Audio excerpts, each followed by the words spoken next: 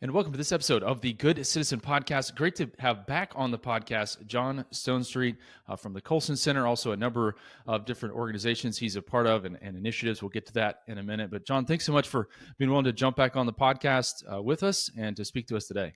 I just hope that, being on the Good Citizen podcast, I can now forever claim to be a good citizen. So that's the benefit of this. No, I love the work that you do, and these are important conversations. Thanks so much for having me on. So we have thought about mugs. Is that right? Yeah, we need some merch. It should be like a merit badge and a Dakota ring. Like the old Boy Scouts. Like, I am That's a good citizen. Yeah. I was on it. You need a handshake, all that stuff. Well, at least hopefully it's in the back of folks' minds. Like, this is how we have to live out our faith now that we've talked about it. Well, listeners, I'm sure are familiar with John Stonestreet, but if perhaps not, serves as the president of the Colson Center for Christian Worldview. He's a sought-after author and speaker on areas of faith and culture, theology, worldview, education, and apologetics. John's the daily voice of Breakpoint, the nationally syndicated commentary in the culture, founded by the late Chuck Colson. He's also the voice of The Point, a daily one-minute feature on worldview, apologetics, and cultural issue. And folks, if you're not tuning into those, we'll have those in the show notes. I really encourage you to get plugged in. John, would you just share briefly, perhaps a recent highlight or success, maybe something that God's really blessed you with the last couple weeks? Our success, and I tell our team this all the time, our success is not when we do something cool or have a new program or produce something, neat. Although I think we do sometimes, or when we say something super clever on Breakpoint, although sometimes I think I'm pretty clever. But the goal really is for, as Chuck Colson would say, the church to be the church. So our success is really when a Christian parent, a Christian leader, a member of a church in some community hits some kind of cultural moment of crisis and gets a dose of clarity, maybe confidence or courage from something we've done. Right now, for example, we've got a remarkable group of Colson Fellows state by state, and the 10 states or so that are working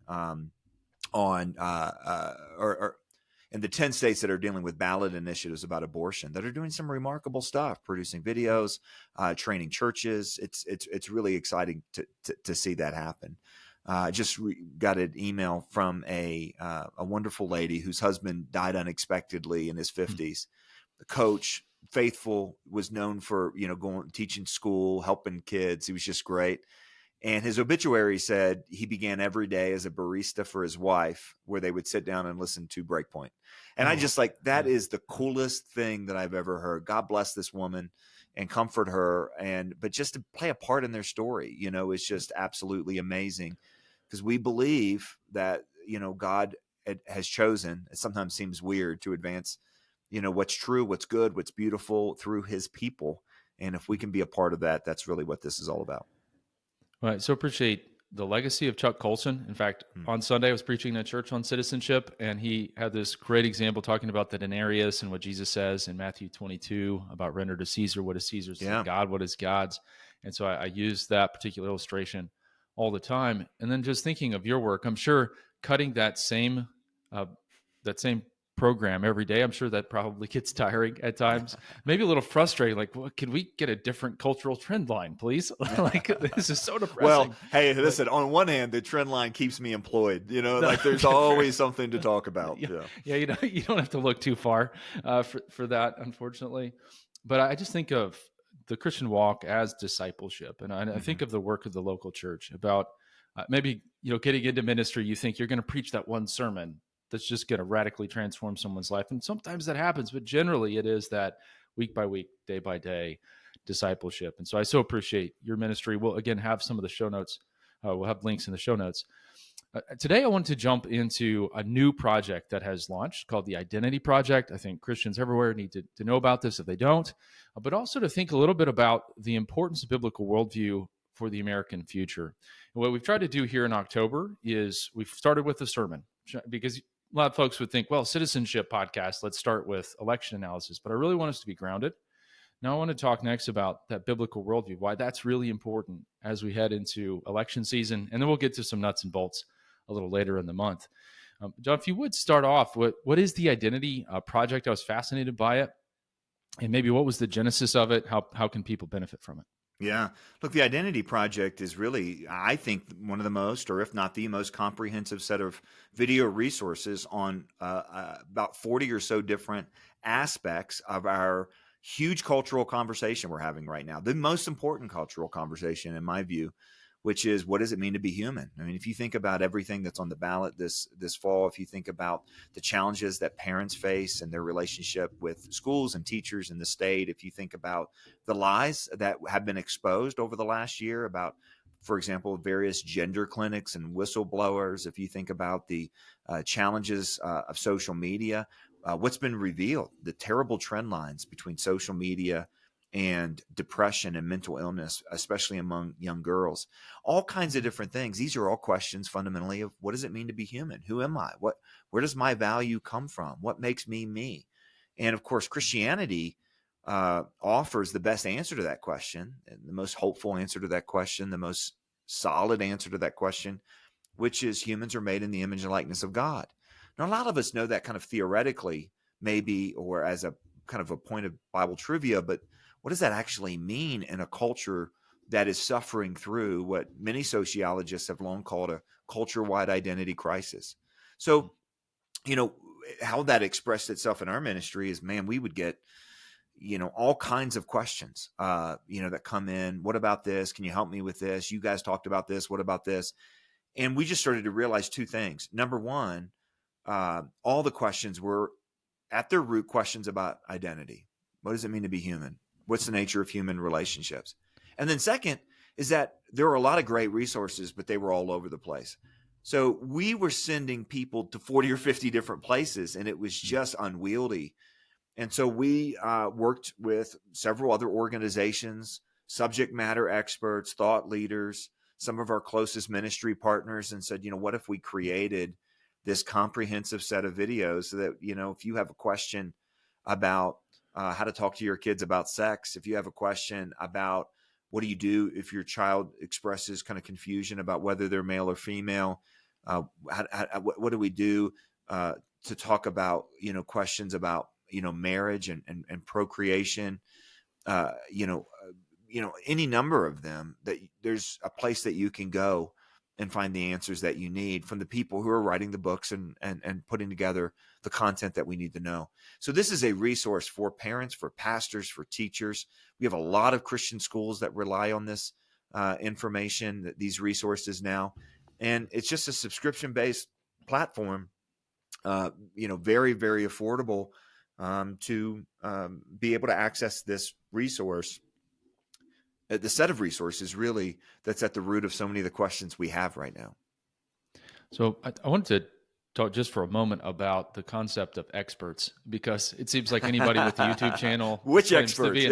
claims to be an expert. You can rent an expert, and in the law, everybody's like, well, how many times have you, you testified as an expert? Because now we know how often you've been paid to do it. But yeah, so with that word expert getting thrown around, I was preaching through Acts 17 recently, and Paul does that master class of cultural apologetics there on Mars Hill, and he mentions their own poet, Epimenides, I believe was the name of the poet, and so he's using something that he knew the audience would listen to, and I do think in our culture, especially in our work trying to translate biblical truth to government, sometimes they look for that PhD behind the name. And so it's not so much that we don't trust the local pastor, but rather here you have solid believers that your ministry has vetted. And I saw individuals like Laura Perry Smalls. We've talked about her on the podcast, individuals from Alliance Defending Freedom that are in those fields that can add an extra layer of, hey, these are individuals that have the degrees as well as a biblical worldview. Yeah. And so I really appreciated that as we translate some of these biblical principles into public life. And so I do encourage all the listeners to go check it out, identityproject.tv. We'll have a link in the show notes. And so I wanted to dive into some application here. John, I'm so grateful that you are willing to speak to kind of the broader Christian citizenship movement as a whole, and kind of going behind the scenes just a little bit, focus on the family. Started about 40 state-based policy groups. Many listeners are familiar. And John came to a national conference and was sharing a devotional thought with us. And you were talking about a verse in Psalms that many are familiar with, Psalms 11:3. If the foundations be destroyed, what can the righteous do? Would you explain just some of those key points, applications that you shared with us then? I think it'd be really encouraging. I really woke up, early a year ago and was really reflecting on, we were heading into January, which of course is the time where, many of us remember Roe v. Wade. And of course, at that point, we were past the celebration of the end of Roe v. Wade and the Dobbs decision, but had also kind of had a hard dose of reality about where our culture really is. And of course, that had taken the form of an awful lot of ballot initiatives that had all gone the wrong way across America. And, if we thought that Dobbs had settled this issue, we were just as wrong as those who always proclaimed that Roe had settled this issue.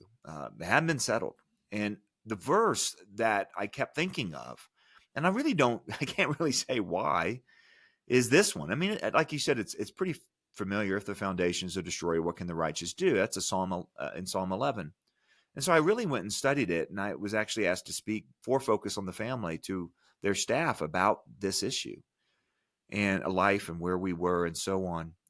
And I was really surprised. I had not known this, that commentators basically look at this verse in three pretty distinct ways. I thought it was pretty obvious.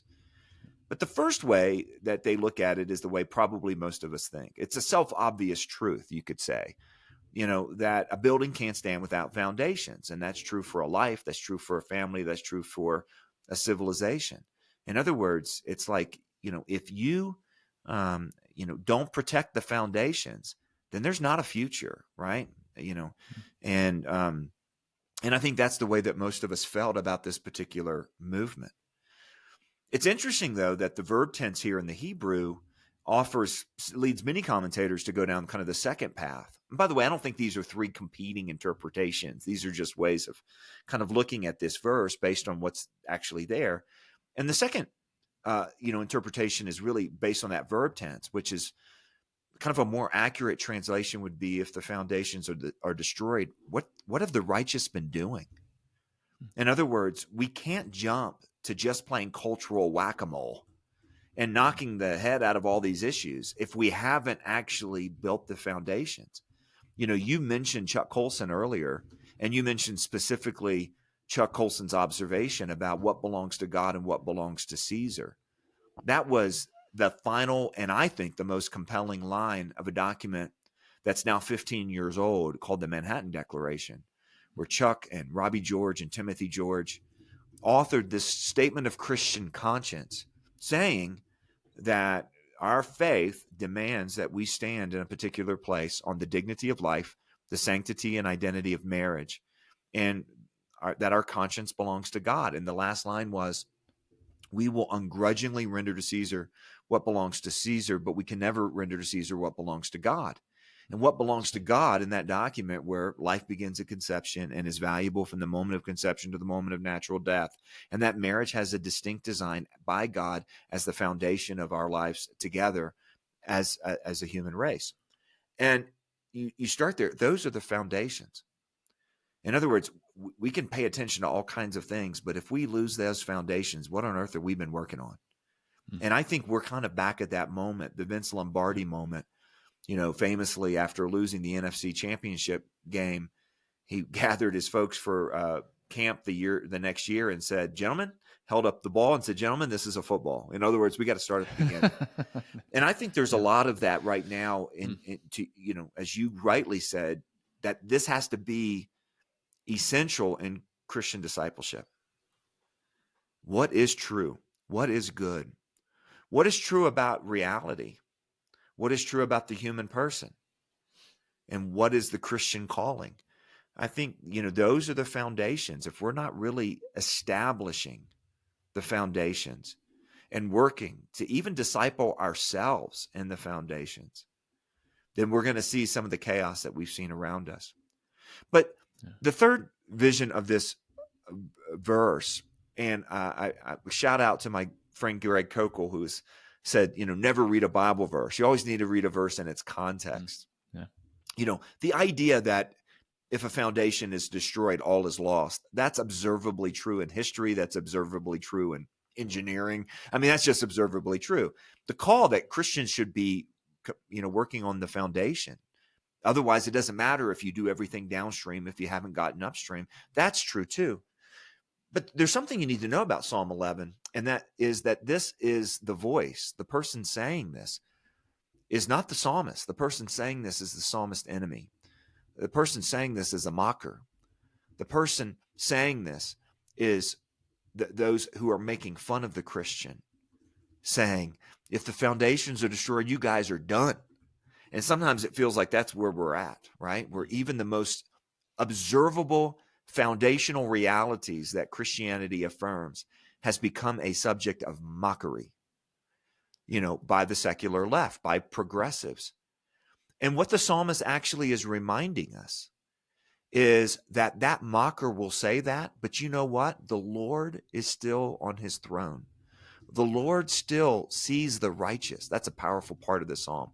God sees you as you're working in these areas. God sees you in your faithfulness. And you know what? The results ultimately are up to him. He's called us to this time in this place. It may seem like all is lost, but here's what you need to know. God is still on the throne, and he still sees the people that are faithful to him. And I think that's really important because, Chuck Olson used to say, and I'll finish the sermon up here in a second. Chuck Olson, used to say that salvation will never come in Air Force One. And I think that's really important leading up to this election, that this election has huge stakes. It really matters. The results, and I don't just mean at the top of the ticket, I mean all the way down on all the ballot initiatives and all the state races. Like, this stuff really matters. But history is secure because Christ is risen from the dead. And that is what this psalm ultimately reminds us of. When it seems like the foundations are lost, maybe the foundations of our culture, of our civilization are being squandered away, but the foundations of reality lie with God himself. The future is in his hands. And so we work hard based on what's true and good, but we have to leave the results up to him. And we trust him. And we do everything we can.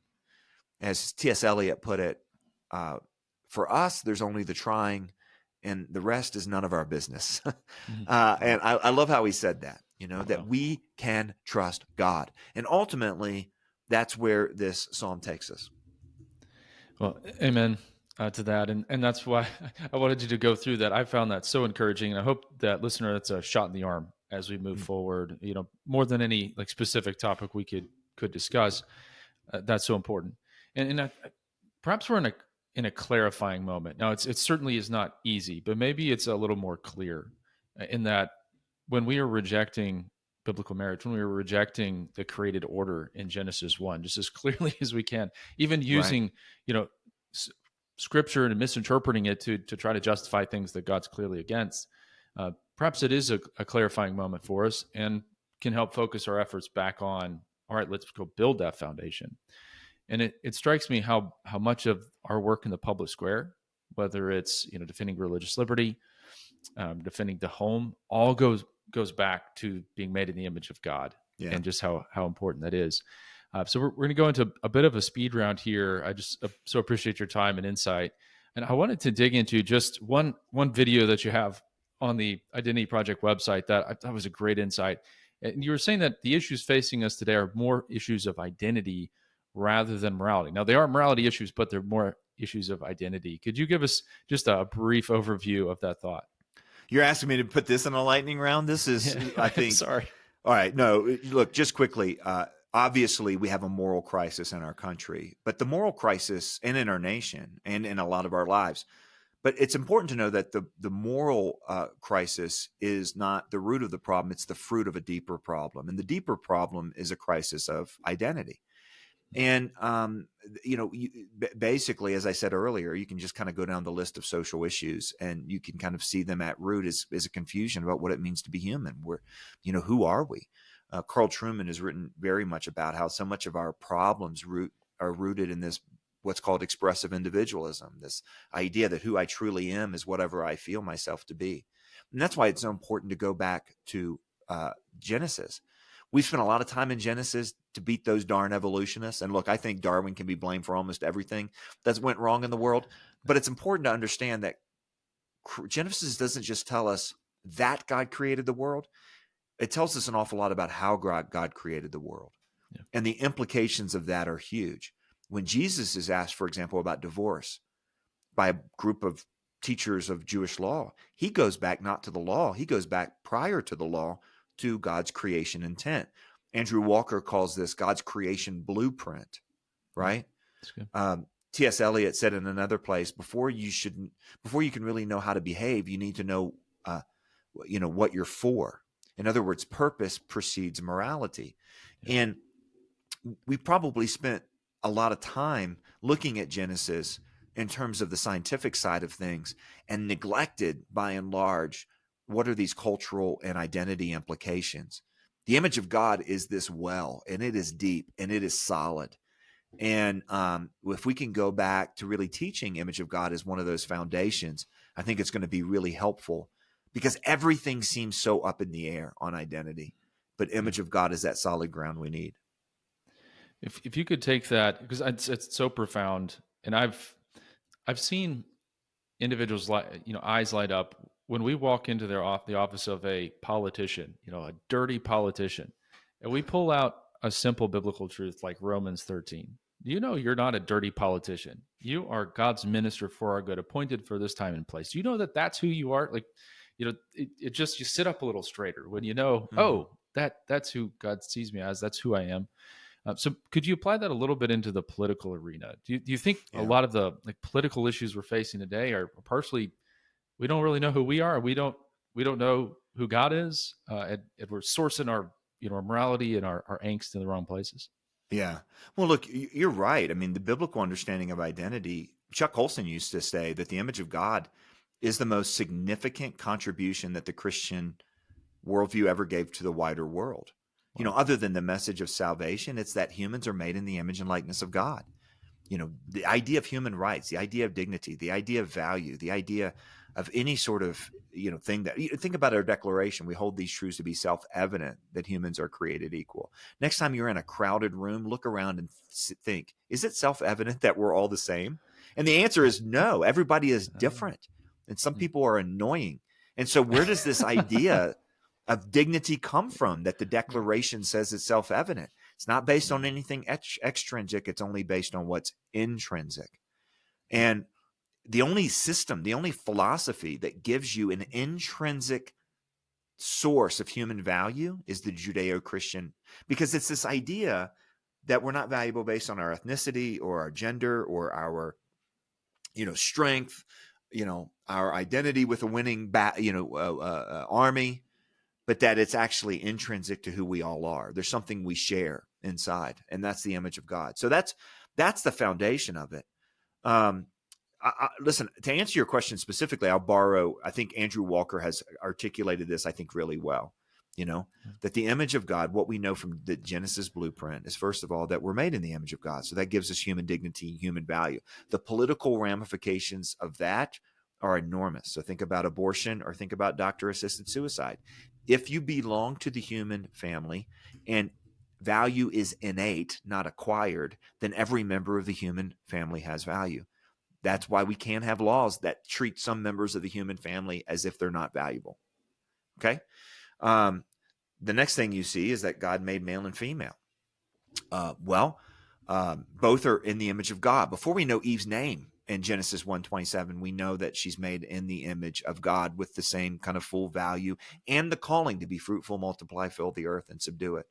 So now you have, basically the value of the individual versus, kind of the big state. This is a huge difference between how we think about labor, how we think about productivity, how we think about ownership, how we think about freedom. And then, of course, you have basically whether or not this relationship between male and female is a social construct, or it too was actually created.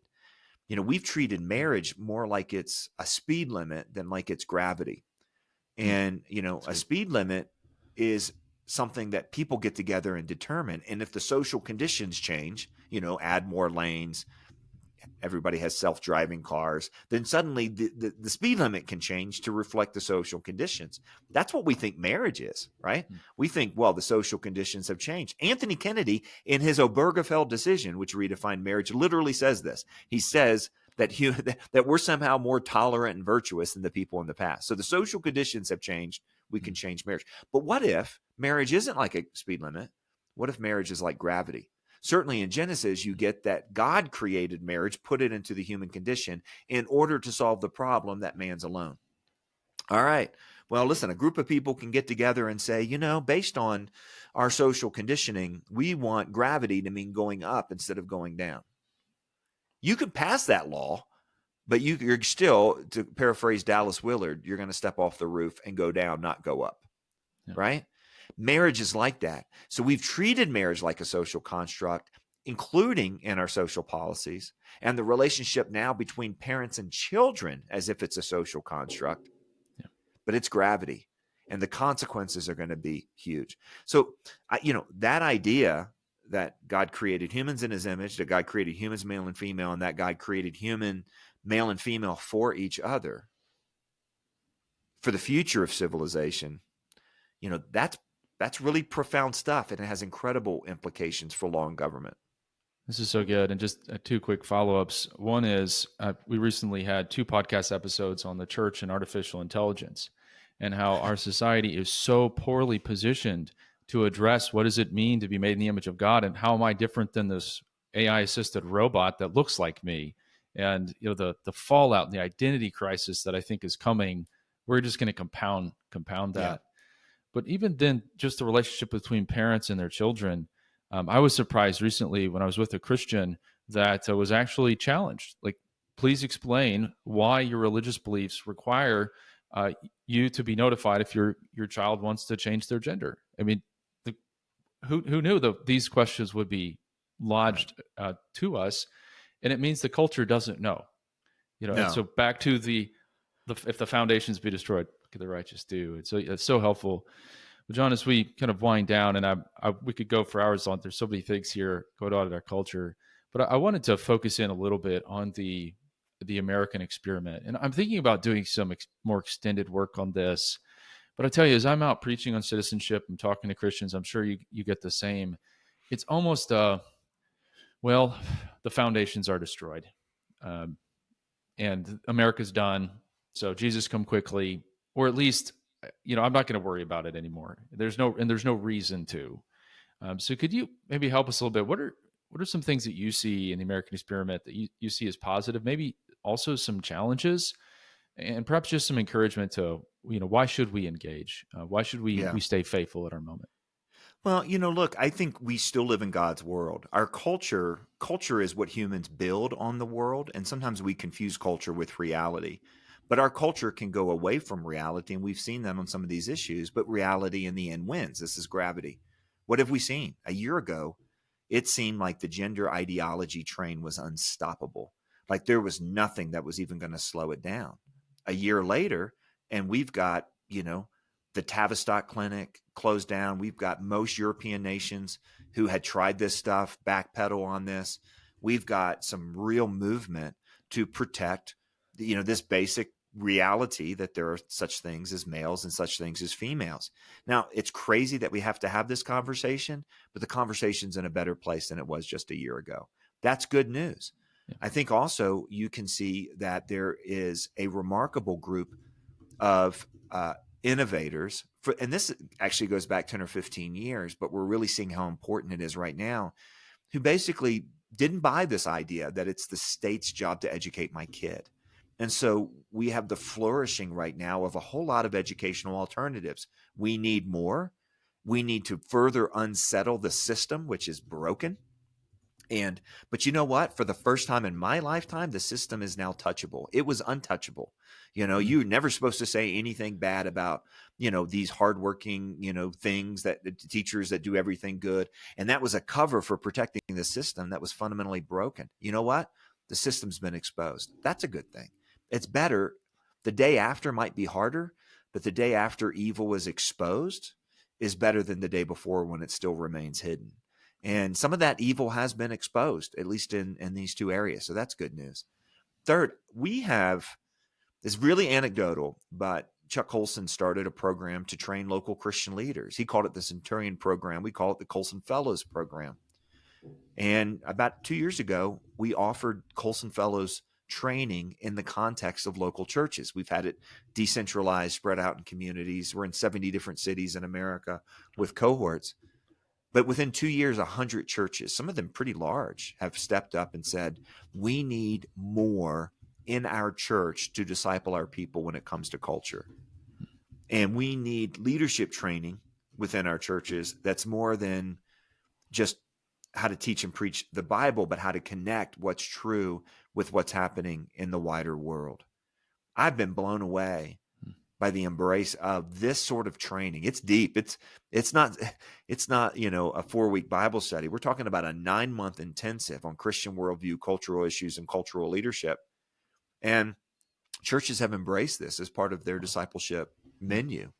I'm thrilled by that. That tells me that there's at least a bigger sense of the need that we have. And I could point to a couple other things, but, I do think that the most important thing about, and there are more people that are getting this in November, is not who's in the White House, but who's in your house. What kind of dad are you? What kind of mom are you? What kind of citizen are you? This is what de Tocqueville noticed about specifically the American experience. And we know, look, if America does collapse, that's not the end of the kingdom of God. The kingdom of God is secure, but America is a good thing. We should steward it as best we can. And I think that America has always progressed in a true sense of that word, not by the strength of the state, but by the strength of civil society, local everyday communities. And that gives the church a real place to go and operate right now. So there's lots of stuff we can do. Again, the results are up to God, but let's do it. Well, and that's so encouraging. We often say on the podcast, most Christians are going to have their greatest impact in their own zip code. And I That's think right. at times our movement has been so focused on elections while our ideological opponents were focused on generations. And so I'm so encouraged by what you said of, yes, let's go do everything we can. It is important to steward our vote. We pray for the next person that's going to be the president, but it's not like that's going to solve it all. We have some deep issues. And I have been encouraged, as you mentioned, kind of this worldview push in churches. Yeah. We had David Clausen on with some Barna research, and anytime I talk to Barna or have research, it's like, okay, I need some coffee afterward. But it shows us where we should be putting our efforts and discipling folks to impact where God's called them is, I think, exactly where our efforts should be going. The idea that people are raking up to the need, again, it's small, it's anecdotal. There's a lot of churches in America, that think anything moral is too political, that don't see a need to address these really difficult questions that are plaguing the real people in their churches. I met a dad this year who, faithful member of the church, small little community, historically religious. Teachers in school were officially transing his kid under his nose, and he didn't even know it. And you just kind of look at that and say, is the church really preparing parents for that sort of a struggle? That's our responsibility, and to not do it as a dereliction of duty. So look, there's a long way to go, but I will say, I do think that there are more Christians that are waking up to this. I hope that they are. And that, of course, is the second meaning of that Psalm 11:3. Not that there are multiple meanings, but there is something. Look, if we're not working on the foundations, I'll say this to churches. If you're not working on the foundations, what are you doing? Yeah. That's what you got to do. This is a football moment, so let's do that. Wow. That's going to be in my mind the rest of the day. Yeah, gentlemen, this is a football. It's been in my head for like 6 years now since I first heard it. This is so good. Well, I've so appreciated your ministry over the years, and I was actually looking back to the first episode that you were on after our dinner in actually 2019. I can't believe that time has gone so fast. But yeah, we lost years in COVID, right? The COVID years are just gone. But there are several Stonestreet isms that have stuck with me. One being ideas have consequences and bad ideas have victims. And I have walked with folks where these bad ideas have victimized families. But the other one that I've been using all the time recently, just want to say thank you, is this question that I thought was so profound. And that is, does God's morality get in the way of God's gospel? The answer is absolutely no. And that's where we have so many pastors like, well, I can't go out and be the conscience of my community because it's going to get in the way of the gospel. What are you talking about? Like, the law leads us to, it is the gospel. So that's been such a helpful quote. So as we conclude today, any just final thought? We kind of had this idea of a billboard, if you had a thought to put on it, but just any kind of concluding thought for us. Yeah, here's one. Anything that gets stuck in your head, it's because I have Chuck Colson stuck in my head. So I keep going back and thinking, what would he say? And I have no idea how often I've plagiarized him anyway, unintentionally. But Sure. I tell you, the thing that is really on my mind, especially now, because this is such an important election and there's such important issues at stake. But he would say, because he did say, that the most important thing for the world right now is for the church to be the church. And I hope that question, I would just say be the church. And I hope that would beg, kind of investigation. What is the church? What does it mean for the church to be the church? Obviously, it's more than just a church having a sign and having an ad in, Google geo capture around the church. What does it look like when the church is the church? Thankfully, we've got a little bit of an idea about this historically, because there are these kind of secular Western voices like Tom Holland and Ayaan Hirsi Ali and some of these others who didn't take Christianity all that seriously, suddenly going back and going, hey, all the things that I liked about Western Civ that are being squandered away, that came from the church. So we can go back and actually see, as Douglas Murray said, the church needs to stay weird right now. This is such interesting stuff, right? Like, what does it mean for us to be the church? And hopefully that will, spark our imagination to enter this challenging cultural moment in that way. Amen. Well, John, thank you so much again for joining us and just being a source of encouragement to us as we head into, I'm sure, going to be a pretty difficult or at least intense month with election season, and just staying focused on what God's called us to. So, John, thank you for your ministry. We'll have links in the show notes, and look forward to continuing the conversation about how we live out our faith in a tough cultural moment. So good to be with you. Thanks so much.